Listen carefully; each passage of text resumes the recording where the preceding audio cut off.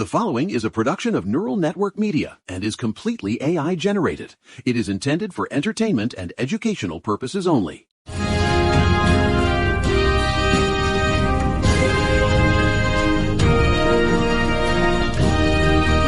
I mean, it is Wednesday, March 11th, 2026.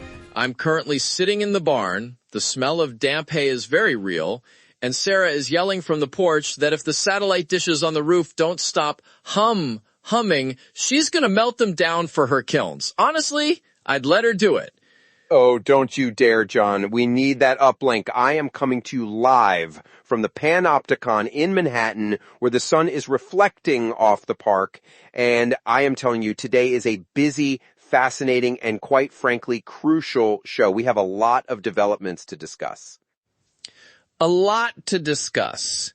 That's one way to put it. Yesterday, we were talking about the House GOP majority falling apart, which Julian called amateur hour, and that snap hunger cliff, where the one big, beautiful bill is basically starving families for a spreadsheet. Today, the spreadsheet is trying to eat the rest of the country. Well, at least the spreadsheet has an appetite. Look, it's a packed episode. We're tracking the fallout from the Iran war, the DOGE data scandal, and a deep dive into how the administration is quietly dismantling student loan oversight while the oceans are literally being auctioned off. It's a packed day. Let's start with Operation Epic Fury, which sounds like a cereal brand that gives you heart palpitations, but is actually an 11-day-old war that is currently spinning out of control. Julian? Well, wait, I think you wanted to lead on the military side, didn't you? Oh, right. Here's the thing. 11 days in, and the Pentagon is saying today is the most intense day of strikes yet. Trump is on True Social saying the war is very complete. Pretty much. Which is, if it's complete, why did the Pentagon just report destroying 16 Iranian mine-laying vessels in the Strait of Hormuz this morning? Why are there 6 ballistic missiles being intercepted over Saudi Arabia at the Prince Sultan Air Base? Right. According to Britannica and CBS, we've already assassinated the supreme leader, but instead of everyone surrendering and throwing rose petals at our tanks, we've got sirens going off in Jerusalem and 7 American soldiers dead. One of them, Sergeant Benjamin Pennington, just 21 years old, killed in Saudi, 140 Americans wounded in 10 days. It is absurd. And the most interesting part, the thing that I'm sure you've been watching from the farm, is the Everett Post reporting on the MAGA backlash. The America First crowd is waking up and realizing they just bought a subscription to a forever war they thought they'd canceled. Well, that's the thing. I've been looking at the forums, not because I like myself, but because I'm a masochist. And the anti-intervention wing of the GOP they're vibrating. They're saying this is not what we voted for. They wanted tariffs and a wall, and instead they got Tomahawk missiles and a global oil price spike that's going to make their truck payments look like pocket change. Oh, I'm telling you, it's the neocon revenge tour, and the base is only just now realizing they're the ones paying for the tickets.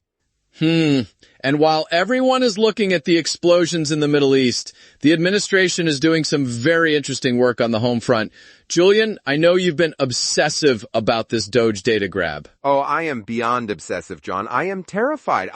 Look, this isn't just efficiency. ProPublica dropped a report today that should have every American, regardless of party, throwing their phone into a river. The DHS, the Department of Homeland Security, is seeking unfettered access to the Federal Parent Locator Service. Okay.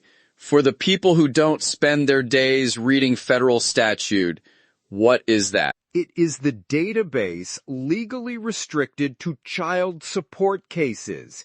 It has the name, the address, the social security number, the employer, and the salary for, get this, every employed person in the United States. Wow.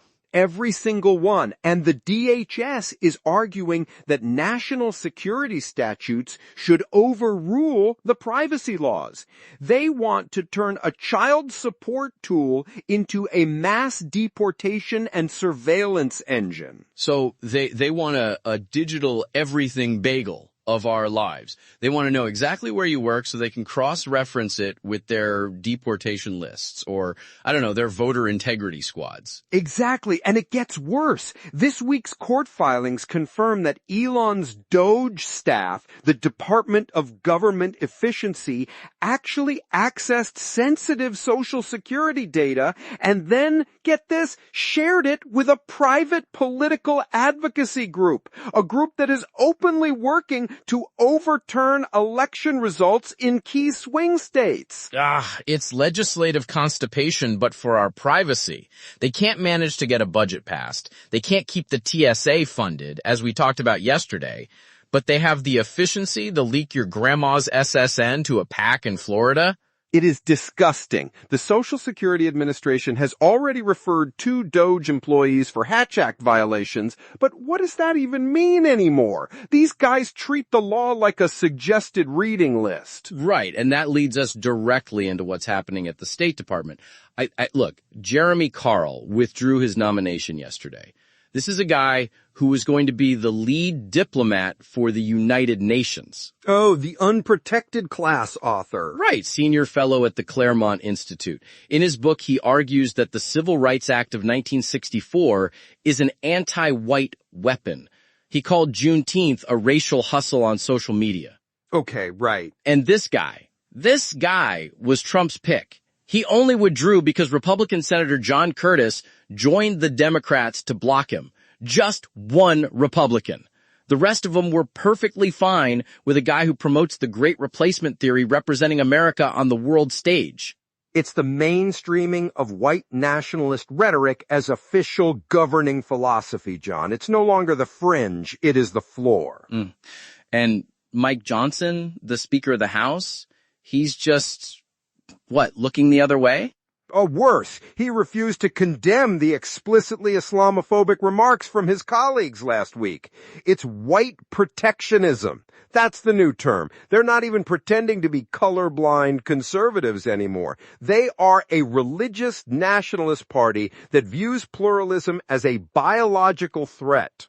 It's a national edging session where nobody gets to finish unless finishing means the total dismantling of the 14th Amendment.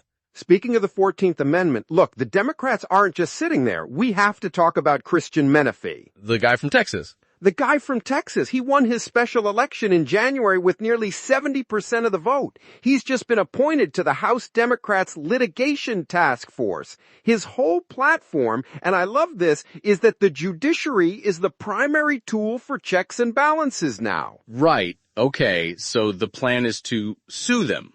That's it. We're going to file our way out of a war and a surveillance state. Well, it's about building a blue wall of legal friction. Menefee is working with the Constitutional Accountability Center to coordinate legal challenges against every single executive overreach. Okay, but the courts are packed, Julian. Trump and Leonard Leo have been stocking the bench for years with people who think the New Deal was a communist plot. Isn't suing them just, it's like asking the burglar to judge the quality of your door lock. It's not about winning every case, John. It's about slowing them down. It's about forcing them to reveal their secret plans for deploying National Guard troops to polling sites, which is what the DNC's new lawsuit is trying to do right now. If we can stall them in the courts, we can win at the ballot box in the midterms. Well, I hope that litigation task force has a lot of ink, because they're going to need it for the DOJ. Pam Bondi is currently handing out guns to people who tried to subvert the 2020 election. It is absurd. The Second Amendment rights section, headed by Harmeet Dillon, is literally returning firearms to people who are under investigation for the fake elector schemes. Right. They're calling it a civil rights correction. Can you imagine? You try to overthrow a democracy, and the government's response is, "We are so sorry. Here's your Glock back. Would you like a gift card for some ammo?" Meanwhile, Bondi's special assistant, Thomas Albus, is flying around the country seizing 700 boxes of ballots in Fulton County. It's a dual-track justice system. If you're a MAGA loyalist, law enforcement is your personal valet. If you're a Democratic election official, law enforcement is the Gestapo. Look, independent media like this doesn't just manifest out of the ether. It takes real human work to build the infrastructure. We are 100% here because of the vision and the grind of our creator, Eric Christensen, at Neural Network Media. He's not a media conglomerate. He is a builder who poured his own resources and time into creating this platform so we could have these conversations. If you value independent voices over corporate algorithms, please like, subscribe, and consider visiting our new Patreon at patreon.com/Neural Network Media to support this work. It's an act of solidarity that keeps the lights on and the servers running. Yeah, the solidarity. Mitch the goat is very solid. He's currently eating my hoodie. Mitch, stop. Anyway, Jillian, we need to talk about the main story. The one big beautiful bill, or as I like to call it, the one big beautiful beating and what it's doing to student loans. Oh, this is the real silent killer of the working class, John. The GAO, the Government Accountability Office, just released a report today that is a total indictment of the Department of Education. They found that the Office of Federal Student Aid has effectively abandoned its oversight of loan servicers. Okay, right. So the people who are supposed to make sure the banks don't screw you just walked away. They didn't just walk away, they turned off the lights and locked the doors, while the administration is bragging about their new repayment assistance plan, the RAP plan. The GAO says they're not even verifying if the servicers are giving borrowers the right information. And this RAP plan, it's replacing the SAVE plan, right?